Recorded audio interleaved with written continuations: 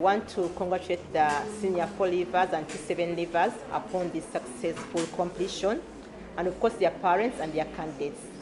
As a board, we are grateful to everybody who has been very supportive in this process this far.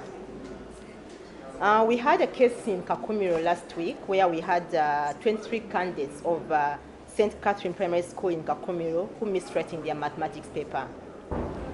Having considered the circumstances under which these candidates missed their paper, and having made consultations with the various authorities, the board will have decided to give an alternative paper to the candidates, and arrangements are being made to administer the paper to these candidates together with the district officials. Once again, as a board, we want to emphasize that this is a one-off undertaking which should never be taken as a precedent. We therefore want to caution all the candidates to always make sure they are in time for their papers, because if it happens again, you may not be lucky as these candidates were. We have some cases of examination malpractice for UCE and PLE. The board has so far secured 2 convictions in 2 separate cases of impersonation with regard to UCE examination. Both convictions were secured from Nawel Magistrates Court, and the board is grateful for the expeditious conviction made by the judiciary. We have about 8 other cases currently underway in court.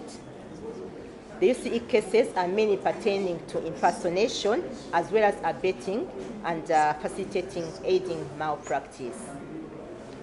The PLE cases are pertaining to cutting envelopes of the examination, as well as there was a group of people who are trying to electronically share a paper which was said to be a unique paper, much as it was fake. As a board, we strongly warn against involvement in any form of malpractice, and anyone who is found culpable will be dealt with in accordance with the UNEP Act 2021. We want to caution the public against circulating anything that is said to be a UNEP examination paper, because whether it is fake or not, you'll be charged with aiding and abetting a malpractice. Section 36 of the UNEP Act 2021 provides that any person who aids, abets, induces, or incites another person to do so, or does an act in a manner that facilitates the commission of an offense under the Act, commits an offense and is liable on conviction to a fine not exceeding 2,000 currency points, and this is 40 million shillings, or to a term of imprisonment not exceeding 10 years or both. This penalty will apply whether the examination paper or material or information transmitted is genuine or not.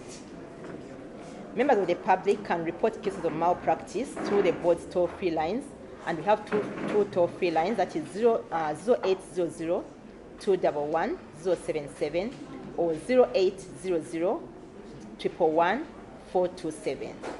You can either report to these toll-free lines or to the police. Anyone who provides information will be protected from victimization using the board's whistleblowers policy. They will also be compensated if the information is found to be useful. Commencement of the Uace examination. Last Friday, we had the briefing of candidates for Uace examinations, and this morning, all candidates throughout the country started writing their papers, starting with the economics and chemistry practical. In total, we have a total of 97,890 candidates who registered for the examination, and these registered from 2,255 centers. 58% of these candidates are males, while 42% of the candidates are females.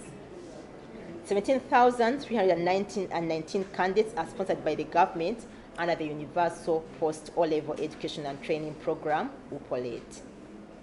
8,571 candidates are privately sponsored, what we call non-UPOLET candidates. We want to caution the candidates against involvement in any form of indiscipline. The fact that you're a candidate doesn't put you above the school rules and regulations. This morning, we've got some cases of candidates who are stopped from writing examination just because they were indisciplined. We want to caution the candidates. The board is not going to sympathize with you. You have to make sure you abide by the school rules and regulations, and beyond that, you may have actually to do examinations under surveillance of police, which may not be good for you. So we want to caution candidates against acts of indiscipline, even if you are candidates. Finally, we want to encourage the candidates to make sure that they keep time, because once you come to an examination 15 minutes after the paper has started, you will not be allowed to read your paper. We encourage the candidates to be calm, confident, follow the instructions, and pray for divine intervention as well as guidance. We wish them God's blessings this season. I thank you all very much.